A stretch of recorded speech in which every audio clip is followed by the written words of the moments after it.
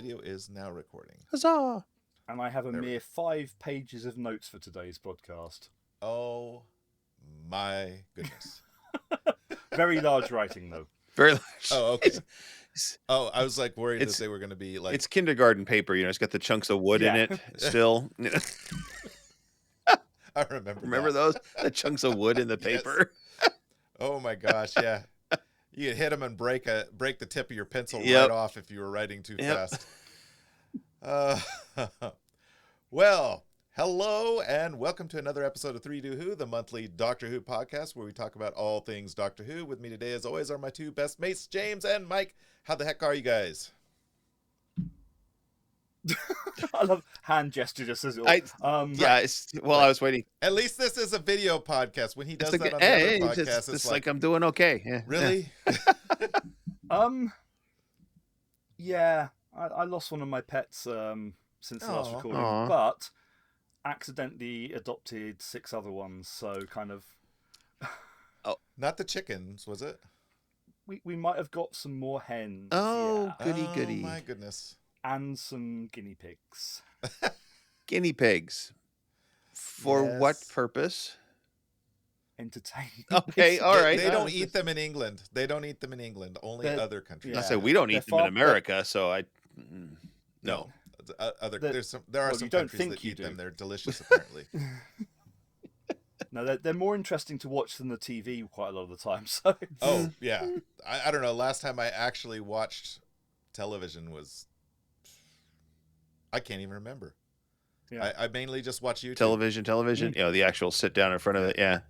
Yeah, sit down in front of the television and actually watch a, multi-million-dollar produced show. Hasn't happened. Who needs that? We have YouTube for, $4.99 production value. Good to go. Yeah. So, other than losing pets, James, how you been? If I said that it has been absolute bloody chaos because a certain person, not me, but my other half, 2 weeks ago managed to fracture his foot as well. Okay. Oh, Lord. So basically, given that I've got limited mobility, between the two of us, we have 4 legs and 3 walking aids. Can I go back to last month's podcast, please, and just warn myself about what's about to happen? Yes, absolutely. Just jump in the TARDIS and head on back there and warn yourself. Oh, my gosh. Poor Alex. Give him my love. Oh, I will. Yeah, I've been good. Right. Just chilling. Now that I'm officially retired. Woohoo! So yay. I have spent my first official retired month, and it went by faster than I expected it to. And you haven't gone crazy yet. Well, crazier. Yeah, I'm already crazy, but yeah. At least I'm not insane. I'm just crazy. Yeah, they have pills for that. So they have pills for lots of things. Right. Thank goodness today is all about the silly season. Yes. Right. Let's get on to some Who news first. So Bonnie Langford has a new novel called Death in the Stars out. It's her debut novel. So she was, of course, Bonnie Langford was, our loving Mel Bush. This is all your Bell Mush. You remember Bell Mush? Yes, our loving companion.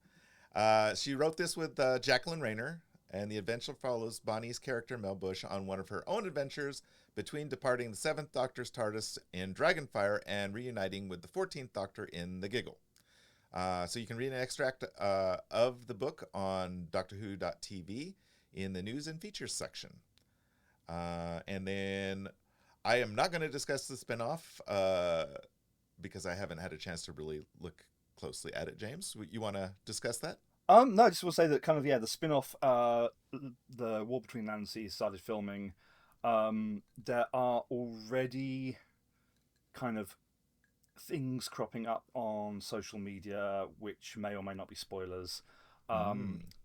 Most people are good enough to use the DWSR hashtag for stuff that they have observed.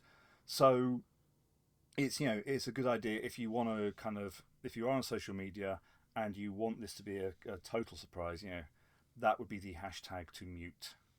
And just a quick comment about the Bonnie Langford book, apart from the fact Bonnie Langford is magnificent.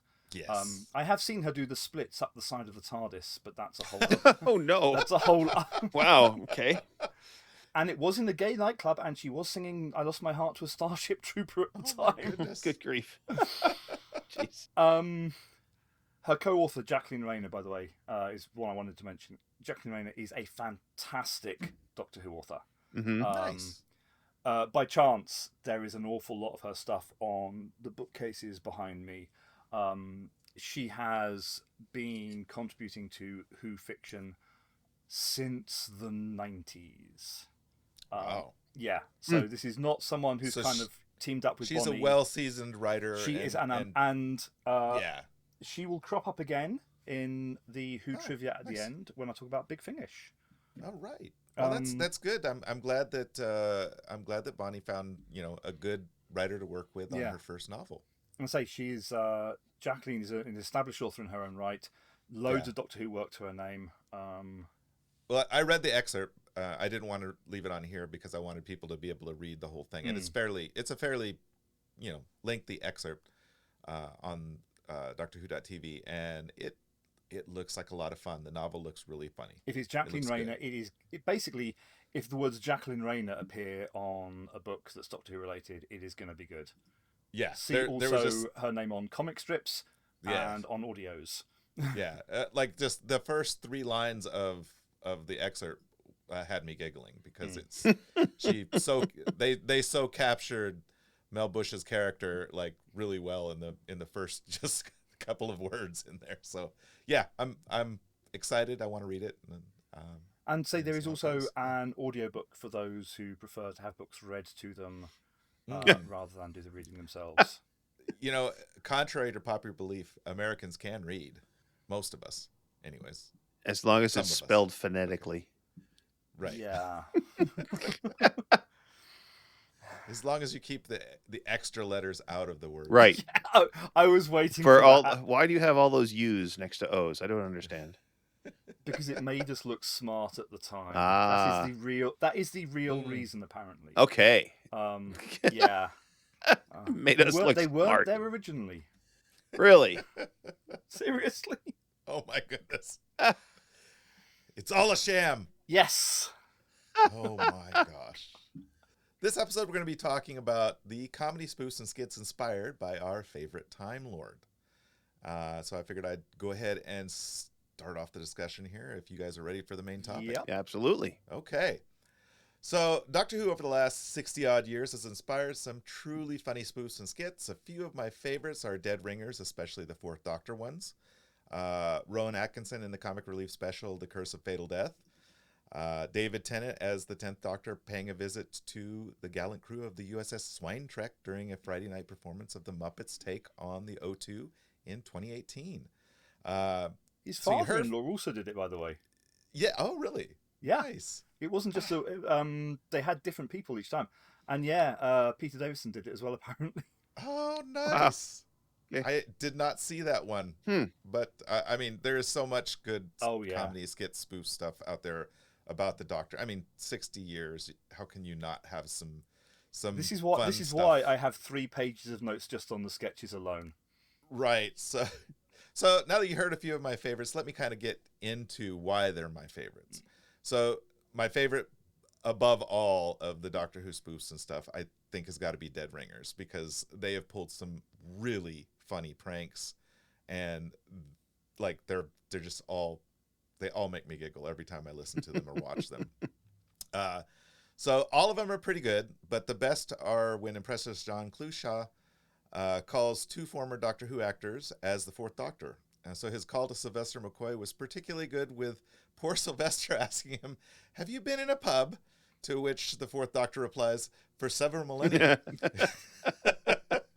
But the best of the Dead Ringers is definitely when the Fourth Doctor calls Tom Baker up.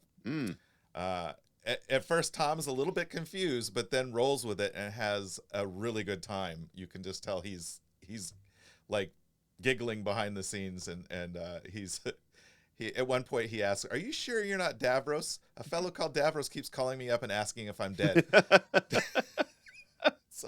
so like Dead Ringers is great. There's some really good ones where they've set up in like a furniture shop, and there's a whole line of wardrobes, and the Doctor is there shopping for a new ship, and goes into one and comes out of the other, and the shop owners who are the shopkeepers who are there have no idea that it was set up, and they're just kind of completely like baffled how he's going in one wardrobe closet and coming out another. It's pretty good. There's also a tanning booth one where the Fourth Doctor, stops into a tanning salon, and a Sontaran ends up popping out of the tanning booth. I was about to say, kind of the mental image of Tom Baker in a tanning bed. Yeah.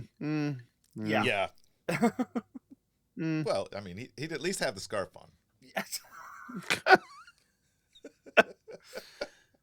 That brings us to my second favorite, which is only my second favorite just by the tiniest of margins, and that's The Curse of Fatal Death.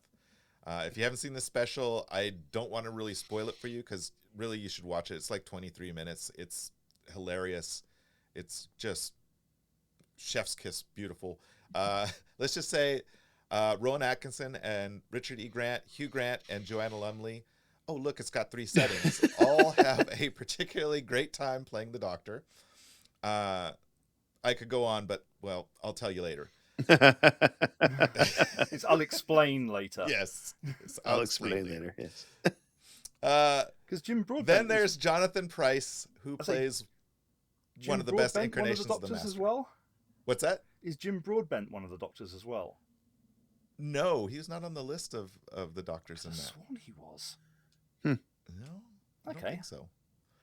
But because then there's Jonathan Pryce, who plays one of the best incarnations of the Master to date, complete with Dalek bumps. I loved the Dalek bumps. Yes, the Dalek bumps. They have an on switch. They're etheric beam locators. And then of course the conversing in flatulence towards the end. Yes. Typical Rowan Atkinson truly, humor. Oh yeah, yes. And it's true. It's truly one of the funniest things I've seen in the Doctor Who universe. And of course, it is written by Stephen Moffat. Yes, it was, and that was surprising to me, because apparently he can write fairly decent Doctor Who humor. He's a really good sitcom writer. Yeah, he's just not a great Doctor Who writer. But we'll move away from that bit. Okay. Yes. Yes. And then my third favorite is when, of course, the 10th Doctor showed up on the Swine Trek, and hilarity ensued. Skit starts out with the crew intercepting an alien communication, which is all just British slang words, which, I feel for them, because no language I don't understand. can deal with that. No. Yeah, I don't understand them either. Hell, I don't understand them. I know. I've asked you several times, and you're like, I don't know. But so the Doctor shows up to let the pigs know that the Earth is protected. Okay. And this leads to him tinkering with the Swine Trek and discovering that there is a plot device installed in the command console. And when Captain Link activates this plot device, he vanishes and shows up back on the viewer and begins regenerating into different Muppet cast members each time Miss Piggy pulls the red lever. She rejects every regeneration until he regenerates into a copy of herself, Miss Piggy, and she stops and says, "Now this I like." So yeah, the Muppets and Doctor Who, what's not to like? Yeah. Check them all out. We're going to have links to all of these videos on YouTube. I'm not going to go through putting clips on here, because we'd be here for the next 3 years trying to get all this stuff. Oh, good grief, yes. Yeah, a deep dive into YouTube. You type in Doctor Who parodies or sitcoms or whatever, and you just get hours and hours and hours of fun stuff. Oh, yes. I mean, there's all the, the comic relief ones are just great. Which Curse of Fatal Death was a comic relief. And there's another one which I shall mention in a bit as well. So, Mike, do you want to tell us your favorite? Well, I took on the animated appearances and cartoons, stop action, those kind of stuff instead of live action. And I didn't realize just how many cartoons Doctor Who has made cameo appearances in. I mean, Oh, yeah. cartoons such as The Simpsons, South Park, Family Guy, many times in Family Guy, Futurama, Rugrats. So the Rugrats one is really cute. It's such a tiny little throwaway. Tommy's in a toy store, and there's a package of Daleks behind him, and that's the throwback to Doctor Who from the Rugrats, which I thought was too cool. Veggie Tales features Matt Smith as a bow-tied asparagus, which was kind of cute and funny. My Little Pony had an entire episode where they had Dr. Pony, so that was kind of fun. Poor James is just cringing over Dr. Pony. There's a reason why, and you'll find out soon enough. Okay. Oh my goodness. Okay. Lego Dimensions did a whole spoof on the Doctor. New Zoids, which I had never heard of before. That was kind of fun to watch. Yeah, I remember the old Zoids. Do you remember the old Zoids? But not the New Zoids. Yes. I don't think I ever saw the new one. Postman Pat, which I also had never heard of, did a. Oh, that's a British I'm assuming so. That's a British kids TV show, not a comedy. TV, yeah. Well, that's pretty. And then I meant to say comic. And then Shaun the all Sheep. This comedy and comic stuff. Shaun the Sheep has a cameo or two in there. And there are there are hundreds more that are just like little tiny things, and these are the ones that I know or thought they were pretty good. And even Sesame Street now has like Muppets. And Phineas and Ferb did a Doctor Who bit. Yeah. And then there's a number of full story animations that are, they are a storyline instead of just a cameo where they actually take things and go like that. Three of my favorites are Dalek in Love, Dalek Who, and Doctor Who Goes Gangsta. Now I'm going to talk about these. Doctor Who Goes Gangsta. Doctor Who Goes Gangsta. I don't think James has heard of that one because the reaction I got. Okay. Oh my gosh, something that our Doctor Who boffin has not heard of. So these three go from cute to dark. Dalek in Love features a Dalek wreaking havoc around the globe, only to fall in love with a daisy that it passes and then comes back and falls in love with this daisy. And the story revolves around the Dalek doing all sorts of date things, like getting ice cream and then exterminating the ice cream dealer, getting a hot dog and then exterminating the hot dog dealer. And putting the flower on a swing and pushing it.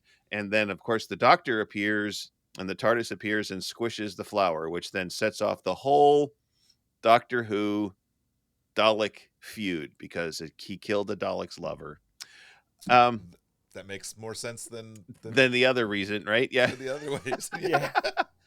The second, Dalek Who, features a Dalek as the Doctor, even sporting the Fourth Doctor's signature scarf, and he's flying around. And the TARDIS also looks like a Dalek, so it's squared but Dalekized, with the little bumps all around it instead of the box itself. Their etheric beam location. Yes. And he's gleefully flying around the galaxy, destroying planets, and their companion is a Cyberman, which is kind of cool. And at the end, the regeneration scene causes the Dalek Doctor to become silver, still wearing the scarf, by the way. And there is a cut to a Dalek family watching the show, only to gripe because the Doctor has always been bronze. So a silver Doctor is, and I quote, ruins the whole premise of the program. How very British. And now, finally, Doctor Who Goes Gangsta, which is very dark and cruel commentary on Stephen Moffat and the Peter Capaldi shows. Oh. Whoever the artist was does not like those two people. The animation style is very much what I like to call the sharp animation style. So, like the squared jaws and the weird angles on the houses and things like that. Think Boris and Natasha, Rocko's Modern Life, Courage the Cowardly Dog, all that kind of stuff. Batman the Brave and the Bold. Yeah, all that kind of stuff. With the really sharp. Mm-hmm. Yeah. The cartoon opens on a placid scene of baby adipose. Adipi, a whole bunch of them. Is a whole bunch of adipose and adipi? I don't know what the collective is. For what adipose. Is the collective for adipose? Maybe it's adipose, like geese is geese. Anyway, could be. Or deer is I deer. was thinking, as it's fat cells, you could call it a Texan of adipose. Okay. Good. You could. And the Doctor, of course, they're having a celebration of a party scene, and the Doctor, of course, is the Peter Capaldi Doctor, and he's very nice and he's very gently talking about this stuff. And then they cut to Stephen Moffat, who is this fat, nasty looking man with suspenders, no shirt, and a bow tie, and food spewing out of his mouth, screaming, "Darker, darker, it has to be darker, it has to be meaner, it has to be terrible." Script changes, and then it cuts back and forth between that kind of stuff until at the final end, the Doctor is this pimp-like gang character wreaking havoc, and I think it's supposed to be Snoop Dogg makes an appearance as the Master at the end. And it is just so bizarre and out there. I would say give it a watch. Now, there's an honorable mention that I have to talk about. I don't remember which show it was as I was going through the hours and hours and hours of stuff, but there was this one cartoon where the Doctor wants a new companion as part of the storyline. And so he takes out the big book of companions and flops it down and opens it up, and he's got it. And it, first of all, the first one is Adric and it says dead.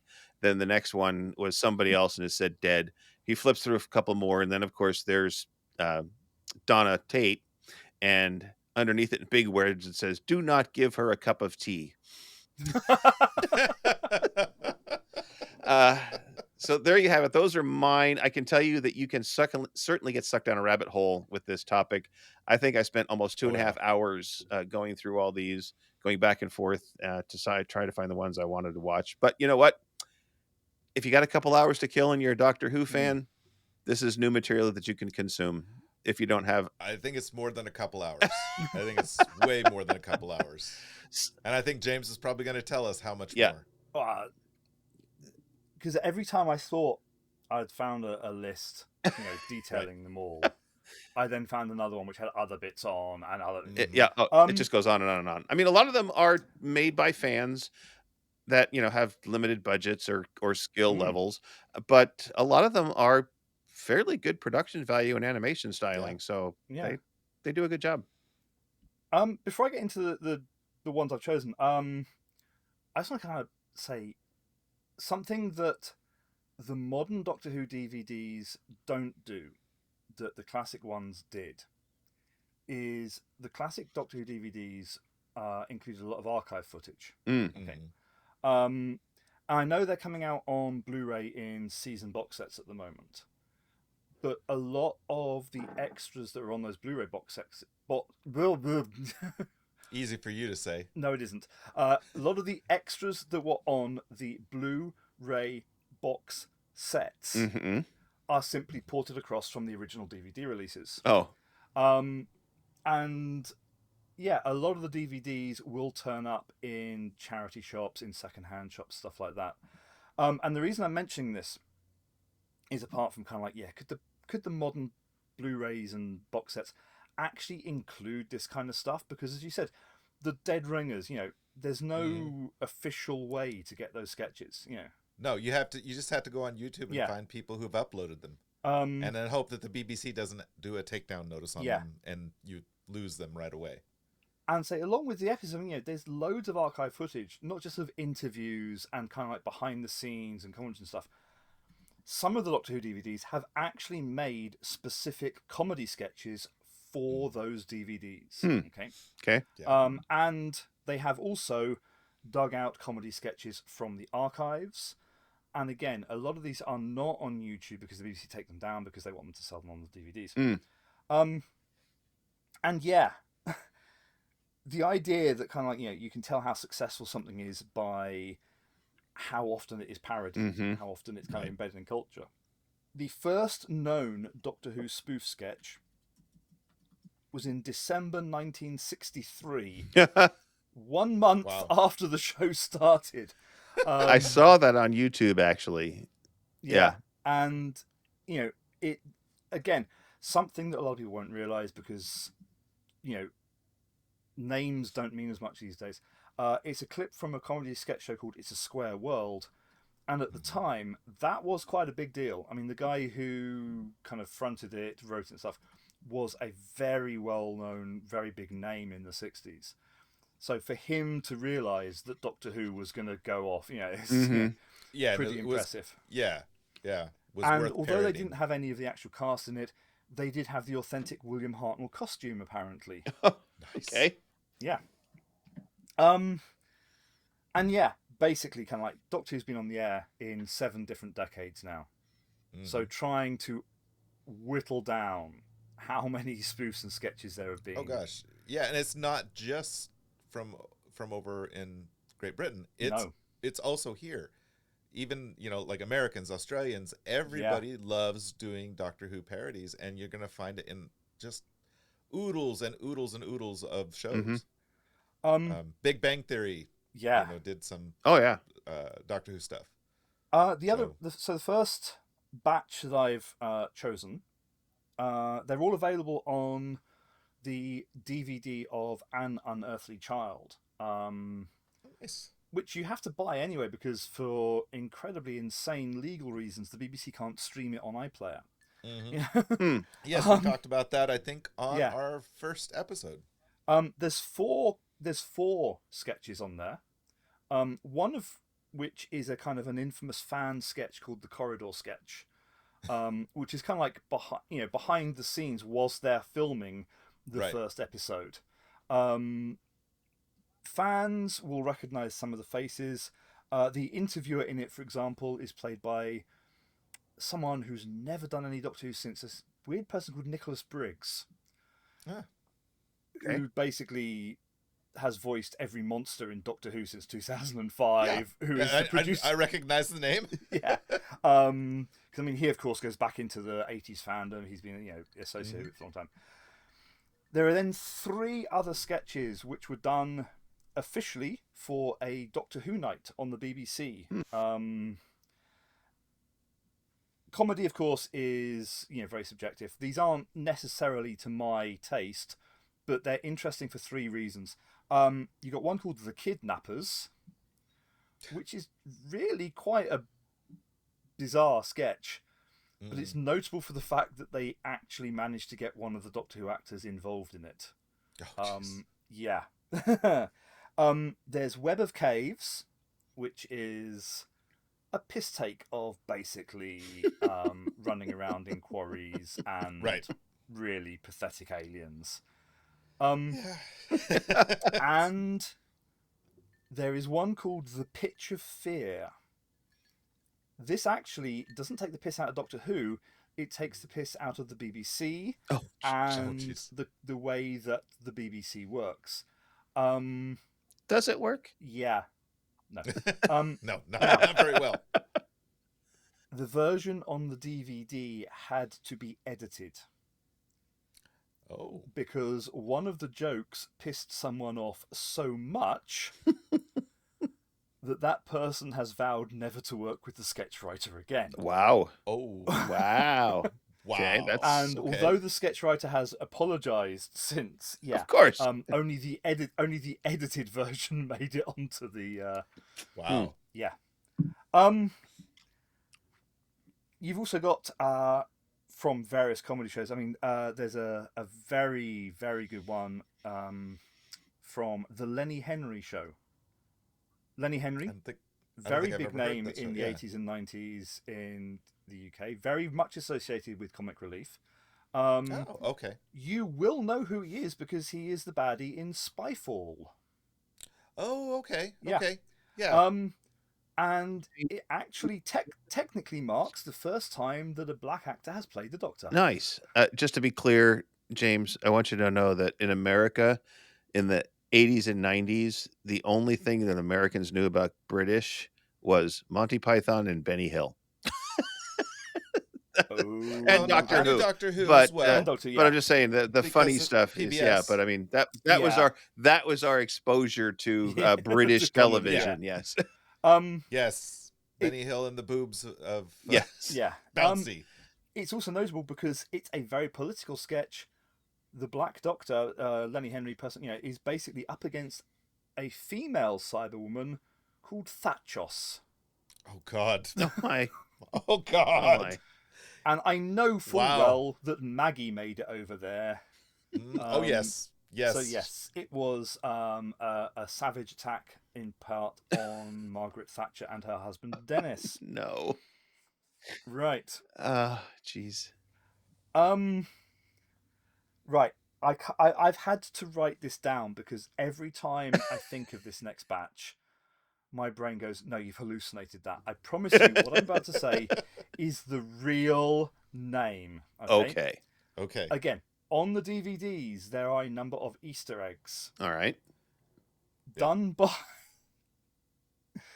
by the Scottish Falsetto Sock Puppet Theatre.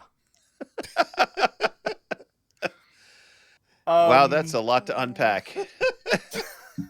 I do love the names of British comedy troupes. Yeah. Yes. Like, it's just like, it's like, let's be as descriptive as possible.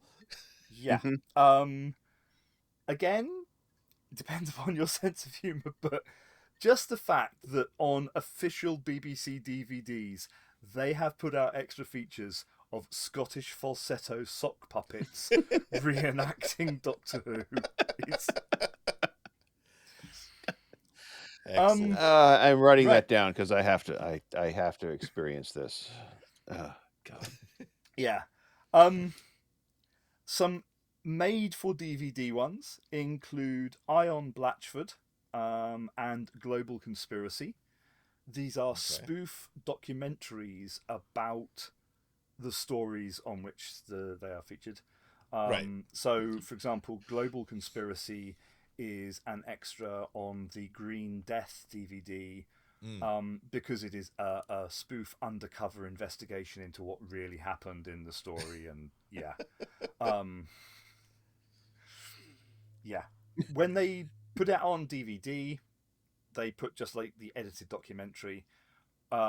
When that particular season came out on Blu-ray, they then dug out all the footage that they'd recorded that they hadn't managed to put in, and they extended it for the Blu-ray. But the original is on the DVD. Nice. You've got things like, again, probably a name that means nothing to you guys because you've basically ruined drag with RuPaul. Really? Oh, well, yeah. There's that. Lily Savage. Sadly, no longer with us. An absolutely amazing drag queen. The fact that kind of like the person who played her, Paul O'Grady, passed away sadly. Lily Savage was around in the 80s and was in all the gay clubs when there were still raids being carried out on the gay clubs. There was a raid carried out on one whilst she was performing. And of course, because it was at the height of the HIV stuff, the police broke in and then started putting gloves on, because that was what, And Lily turned around and said, "Oh, I see the washing up help has arrived." And yeah, Lily Savage, there's a Doctor Who sketch out there, which is just bizarre in the extreme, but it is Lily Savage. It is brilliant. Her companion is played by a spoof character. So it's a spoof companion played by a spoof character played by an actress called Gail Tuesday. Oh, jeez. Okay. And yeah, that's a brilliant one. You've also got the infamous charity one for children in need, which was called Dimensions in Time. Yeah. If you've never seen that, experiment with some LSD and then watch Doctor Who, because that's kind of like what the effect was. Yeah. The reason, by the way, it's got a very strange look to it is because it was filmed to be broadcast in a 3D style. Okay. Oh. But because it wasn't designed to be played on 3D TVs or 3D systems, whatever, it was done. The BBC did a whole week of experimental 3D broadcasts using a very cunning technique, actually. But it's why when you watch it, it's got a very kind of, whoa, will the camera stop moving kind of feel to it. Right. Because it's the camera's motion, that enabled the 3D effect. And then, yeah, there's if you look on YouTube. There are excerpts on there from something called I Need a Doctor, the Whosical, which was an entire spoof stage play. Wow. Let's just say that I hope that certain people had a sense of humour, because I got tickets to see it when it was on, and they were very rude about certain people, justifiably.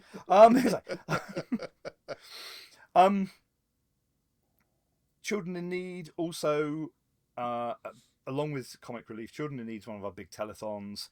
They actually had a David Tennant and Billy Piper scene that was set before the Christmas invasion. Oh, okay. Doctor Who was big enough back then that, when David Tennant took over, they filmed an exclusive scene for Children in Need that was set before the Christmas special. Nice. And not to be outdone, the 11th Doctor, Amy and Rory, did 2 mini episodes called Space and Time. Okay. Which, you can see Stephen Moffat's comedy writing in it. And they're actually 2 of my favourite episodes of Stephen Moffat's, because he's writing comedy, he's not writing Doctor Who. Other bits that I just wanted to mention. So, and another reason, by the way, for physical media is because I'm going to tread carefully now, okay?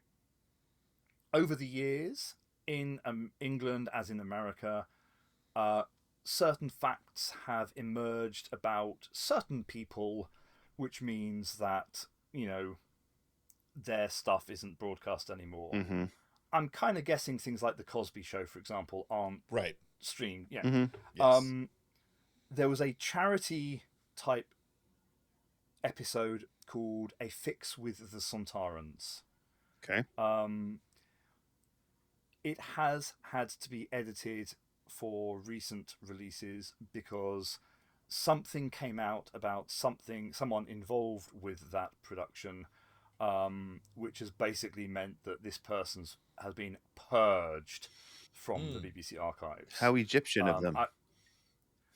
I'm not even going to name him or detail why, because it is actually beyond anything you imagine. Okay.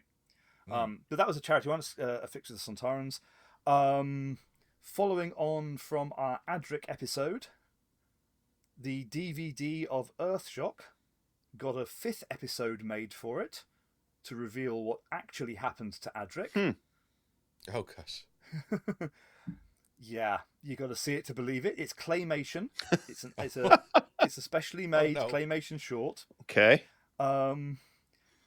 For the 50th, Peter Davison, Sylvester McCoy, Colin Baker, and a few others did a whole 50-minute spoof of the BBC called The Five-ish Doctors. The Sarah Jane Adventures even did a spoof for Comic Relief called From Raxacoricophalopatorius with Love. It's brilliant. The whole Sarah Jane Adventures was great. And in 7 decades, it's very difficult to find all of them. But I'm going to end. Yeah. I'm so sorry. Okay. With 4. Okay. Okay. 2 audio ones. Okay. Oh, nice. Yeah. Okay. So remember, England has got a massive tradition of radio comedy. Mm-hmm. Yes. We've got before TV took off over here, radio ruled. Mm-hmm. One episode of one of our radio soaps in the 60s got 20 million listeners. Yeah. We're very big on comedy. And a very anarchic comedy show in the 60s called I'm Sorry, I'll Read That Again had a running mini serial through one of their series called the Time Trousers. It's very, very obvious what the inspiration of.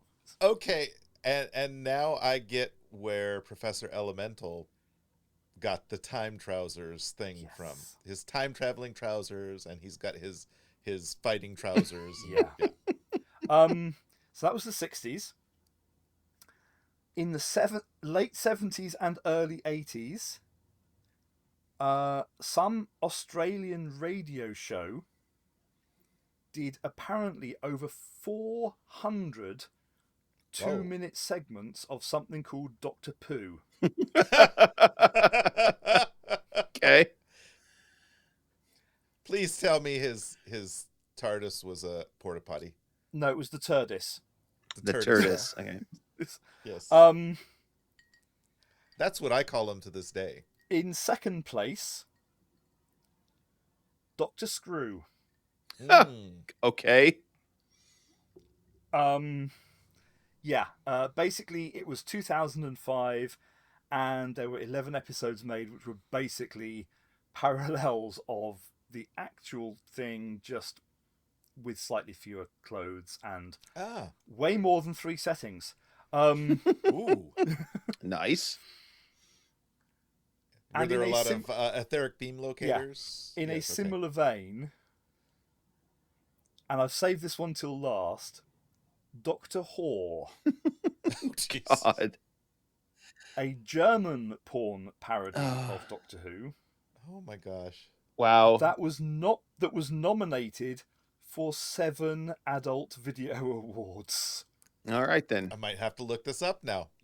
Yeah. Needless to say, I've not bothered watching them. I can only cover up half the screen so many times. Right. Yeah. But yeah, 7 decades. I mean, they keep finding new things. Recently, they found some publicity stills from a 60s sitcom, which seemed to because the 60s stuff, lots of it doesn't exist anymore. Mm-hmm. And they found some publicity pictures which suggested that there was a Doctor Who spoof as part of this sitcom episode. Daleks. Once Terry Nation kind of was looking the other way, Daleks turned up in everything. Yeah. Yeah. And they still do. Yeah.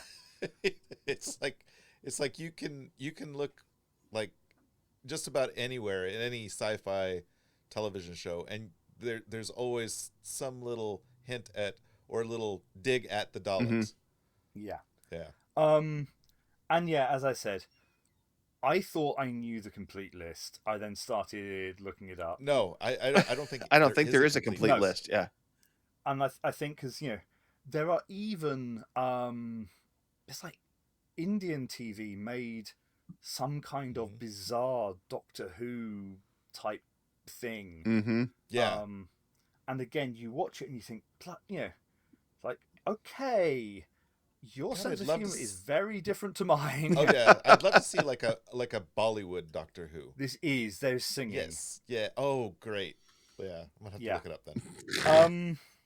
And yeah, so say on the spoof front, you can spend many hours. Now I said last time that hold on before we do the Big Finish thing. Yeah.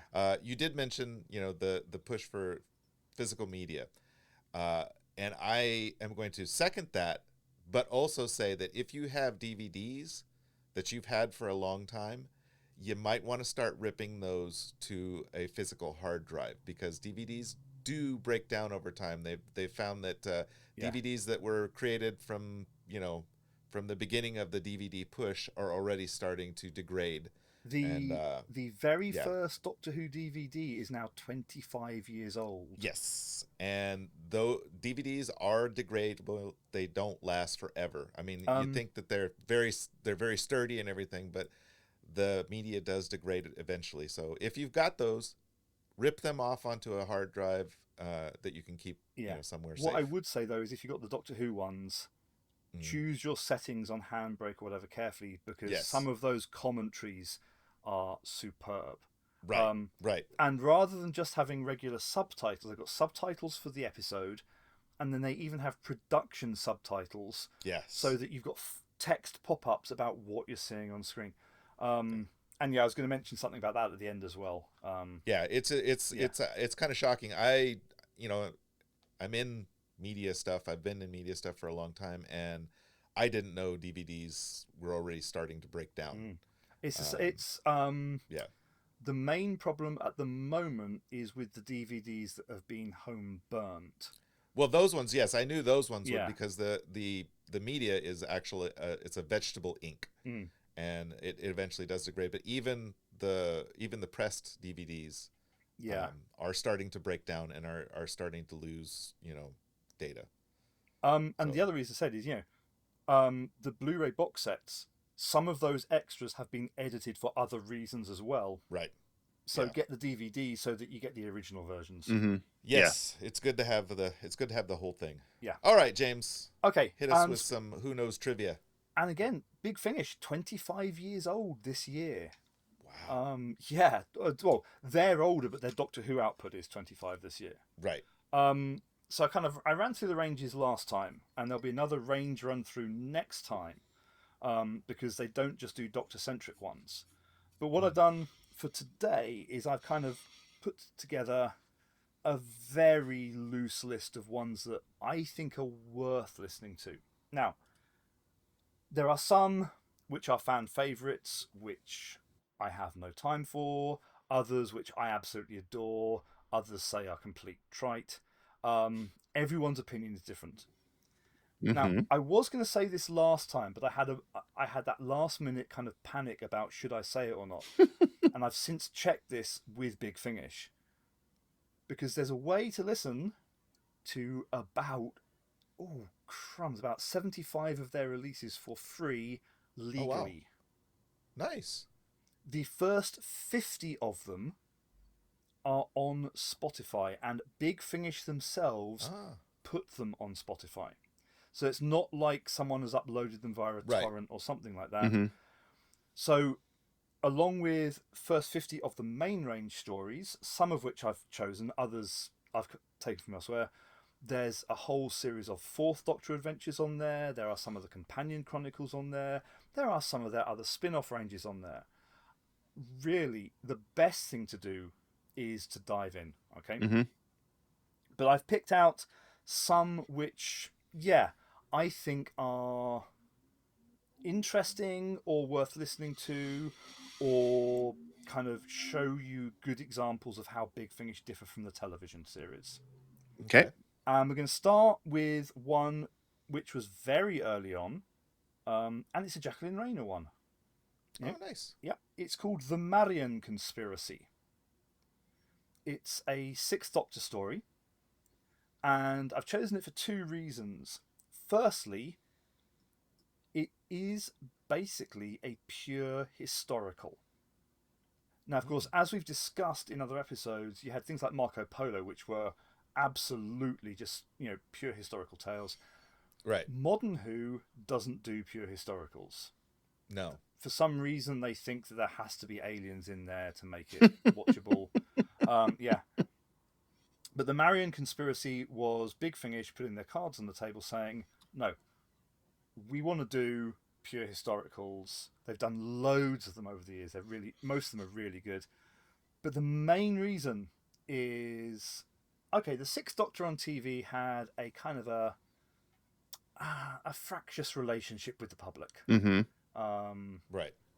Big Finish reinvented him, and part of that reinvention was they gave him a new companion, and the companion joins in this story.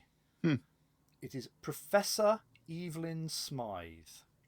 Okay. This is not some bimbo in a bikini running around after the Doctor saying, "Oh, Doctor, what's that?" This is a professor of history who is retiring.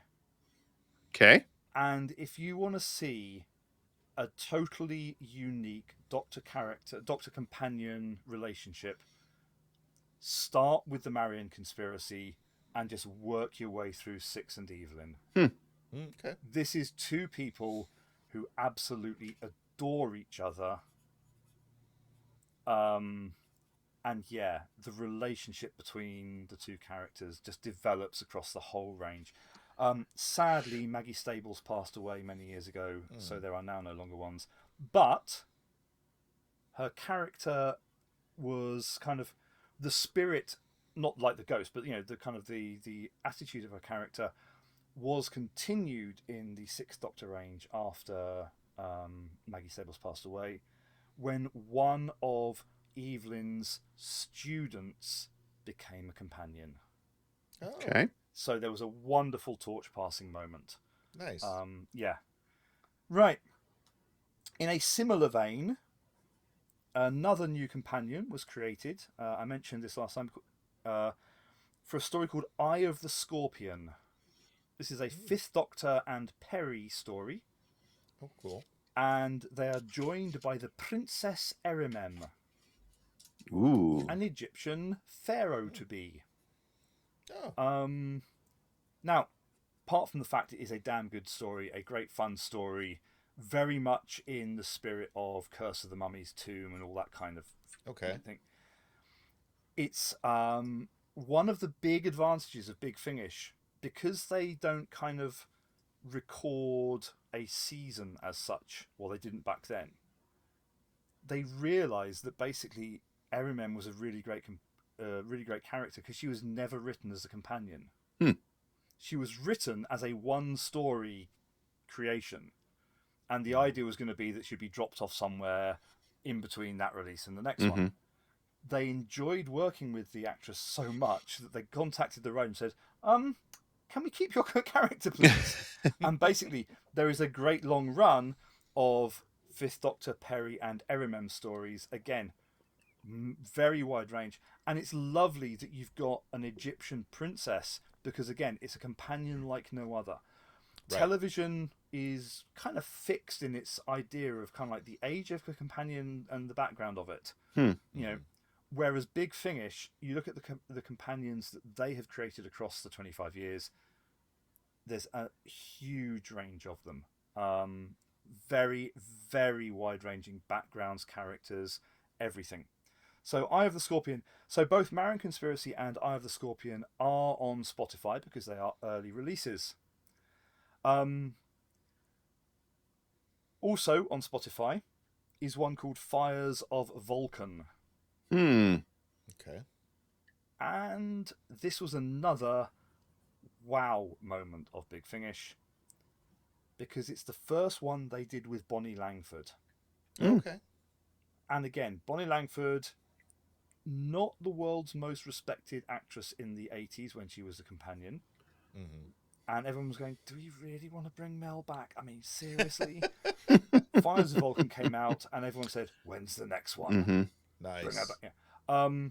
It's also kind of interesting because it's the Seventh Doctor and Mel in Pompeii on that day. Huh. Where have we heard this story before? Yeah. Not on Spotify is a Fifth Doctor and Nyssa story called The Game. Okay. It is not the world's strongest story, but two reasons I want to recommend it. One is that in a guest role, it features William Russell, not playing Ian Chesterton. Okay. Yeah, they hadn't at this stage worked out a way to do the first, second, third, fourth Doctor stories, but they wanted to work with William Russell, so they basically cast him in another role. Oh, cool. The other reason I'm recommending it, and I'm going to be very careful how I word this, is if you listen to it, you might find that the character William Russell plays has a certain similarity to a character that turns up in the new series. Okay. Put it this way, William Russell's character dies at the end of the story, but has met the Doctor before. Only the Doctor hasn't got a clue who he is. Dun dun dun. I would say I'd sing the praises, but there's no song. But,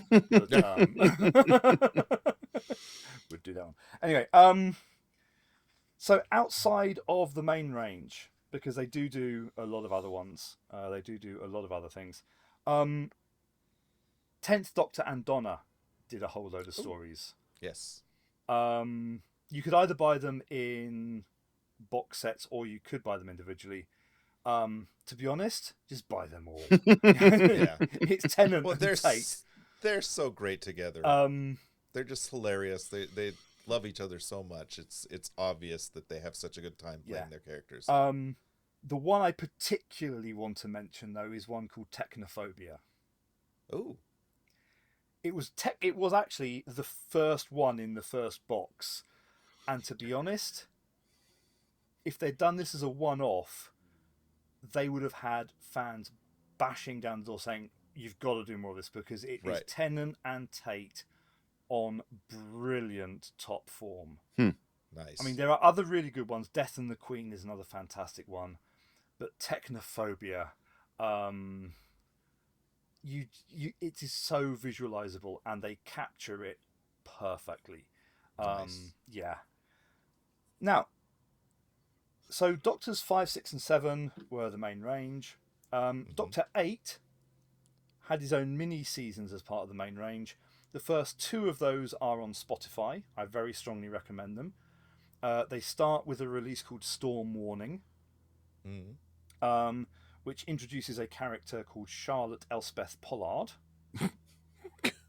Okay. Yeah, so I think it was 2001. Okay. And the only reason I'm really doing this is just a bragging rights, because in 2 weeks' time I'm going to go and see Charlotte Elspeth Pollard in the 8th Doctor live on stage. The character has lasted that long. Nice. Wow. She was that popular with fans. What isn't on Spotify are the remaining seasons that she did with the 8th Doctor, which come to an end in a story called The Girl That Time Forgot. Oh. If you listen to The Girl That Time Forgot, keep listening past the theme music. Oh. There is a tag scene. Little Marvel moment at the end. Oh no.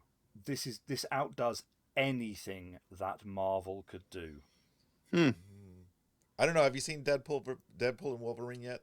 The end of that one's spectacular. I don't want to spoil it, but let's just say that you listen to The Girl That Time Forgot, you listen to the tag scene, and you realise that Big Finish have pulled a stunt on you that television Doctor Who could not do. Excellent. It is a jaw-dropping moment. Nice. And yeah, I cannot spoil that one. I mean, there's information, of course, all about it on the Big Finish website. Of course. But try and listen to that tag scene unspoiled and just go, you are bloody kidding. Nice. Yeah.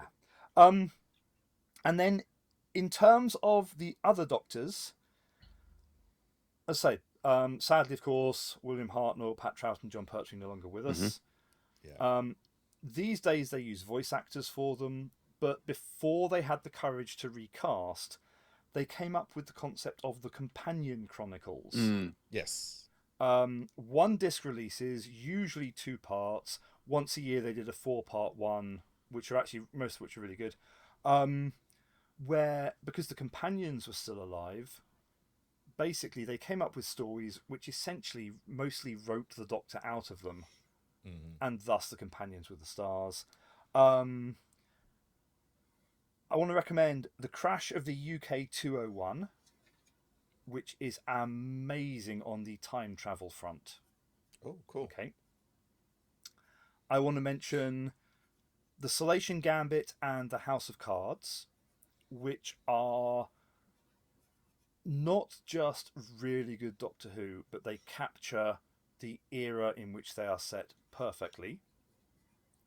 Okay. I want to recommend The Jigsaw War for being a story that is so carefully written. You know, once you realise what's going on, you will pause it, you will get a pad of paper, and you will start taking notes. Okay. I do love a good show or a good radio drama that can make you think, oh, I need to really pay attention. Yeah, trust me, that one. It's no, I won't say it because I want you again.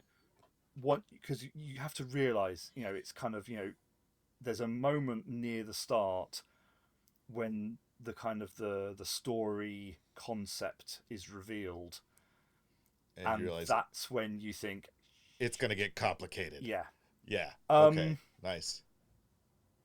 I'm going to save the last companion chronicle recommendation till the end. Okay. With reason. I want to recommend, because they then eventually did get Tom. Tom is still doing them. Yep. 2 of his early ones, which are on Spotify, they're actually a 4-part story done in 2-part releases. It was a bit naughty of them. If you listen to Tale of the White Worm followed by the Poseidon Adventure, just prepare yourself, because it is Tom on comedy form. But again, to tell you what the comedy aspect of it is would be a big giveaway. Right. In penultimate place for the for the thing, there is a story called The Trouble with Drax. It's Tom, it's Romana, it's a sequel to a previous 4th Doctor adventure from the television. The twist at the end, the whole thing is just, you suddenly, it's like, oh, you are fucking kidding me. But I want to leave you a companion chronicles that you have to listen to believe. And I've saved this till the end because, Eric, I'm going to send it to you. Oh, yay. What would happen if you mixed Doctor Who, The Muppets, how can I put this tactfully? LSD and musical theatre. Probably this one you're sending to us. The one called The Scorchies. Oh, gosh. They have cropped up in other stories as well, but The Scorchies was the first one. And yeah. Just Which companion? It is the 3rd Doctor, who again is off screen most of the time, and it is Joe Grant. Joe, of course, cropped up in Sarah Jane Adventures. Yes. And basically, it is Doctor Who meets the evil Muppet Show. Okay. Nice. Huh. Sounds like the Feebles. Yeah. I mean, it's other people have done it, but yeah, this is Doctor Who meets the evil Muppets. Okay. And then, so those are the ones kind of, they're not necessarily the best ones, but certainly they are a good flavour of what Big Finish can do. Mm-hmm. And yeah, the first 50 main range ones are on Spotify. I really strongly recommend just doing them all. There's a couple which I don't like, but you might love. So there's 50 free 4-part Doctor Who adventures on Spotify, plus a season of Tom, a season of Companion Chronicles, Dalek stories, other stories. And next month, for the 3rd and final part of the Big Finish run through, we will look at Big Finish does spin-offs. Oh, okay. Yay. Yeah, because again, there's only so much you can do with the Doctor. Right. Mm-hmm. But there are lots and lots of spin-offs. When you find other characters that you can buy the permission to write about, then all hell will break loose, and you genuinely have no way of knowing where they're going to go. Nice. Excellent. So, I think next month, given that he is 90 years old now, and I don't want to wait until he passes away to do this, I think we're going to do the 4th Doctor, Tom Baker. Okay. I cannot wait. Yes, because, we're probably never going to be doing Sarah Jane in depth because I don't think I can hold it together that long. No. But yeah, being that Tom's still alive, I can hold it together and enjoy the episode. I have so many 4th Doctor recommendations from audio, books, comics, the universe Mhm. of Yes, Doctor Who. I mean he is. He's the linchpin. In America. He's for people that are Mike and my age, he's the first Doctor that we all saw. Yep. I mean, PBS showed Doctor Who reruns, and it was primarily Tom Baker's series. So, but there is a wealth of Who trivia and expanded universe stuff. Oh gosh, yes. That I cannot wait to recommend to you guys. Yes. Yeah, Tom is he's prolific in Doctor Who. I mean, indeed. At 90 years old, he's still representing Doctor Who. And, sometimes he doesn't know he's still representing, but... what am I doing? Where am I going? What's going on? He is trying. Yeah. He really is trying. Nice. All right. So, thanks for joining us for another journey through time and space with the Doctor. Remember, you can support the show by liking and subscribing on YouTube or subscribing on Buzzsprout for as little as $3 a month. You can send us an email at 3dowho@gmail.com or a text from the 3dowho.buzzsprout.com. The link is at the top of every episode show notes. Follow us on Blue Sky at 3dowho.bsky.social. And remember, you can't rule the world in hiding. You've got to come out on the balcony sometimes and wave a tentacle. Mike, James, any final words for our audience? I think just going back to the physical media thing, go to charity shops. Yes. Buy it. Enjoy the extras. It's what the Doctor would want you to do. And rip them and save them, because, we are going to end up in the same position as, film. We thought, film is going to last forever. It doesn't. No. And DVDs don't last forever. So rip your DVDs if it's something that really is important for you to keep for future generations. Please rip them. You own them. You're allowed to do that. Then transfer them when new technology comes along, so that you're not stuck with a DVD drive that you can't access anymore because the technology's moved on. Yes. So I have a couple of friends that have old style mass storage, and they're like, I can't get this to run anywhere. It's like, you can. It's just going to cost you a lot of money. Yeah. No, I had to buy a USB-C DVD drive so that I could rip some videos for James. The wonder of books. Yes. Books are the only ones that aren't really degrading as fast as digital and magnetic media are. And the irony is, we called them pulp fiction. Yes. Yes. My last thing is, remember, not only are we available on Buzzsprout, but every platform. And you can comment and leave remarks on every platform, so please feel free to do so. Yes. James. All right. I've done my All right, then. Okay.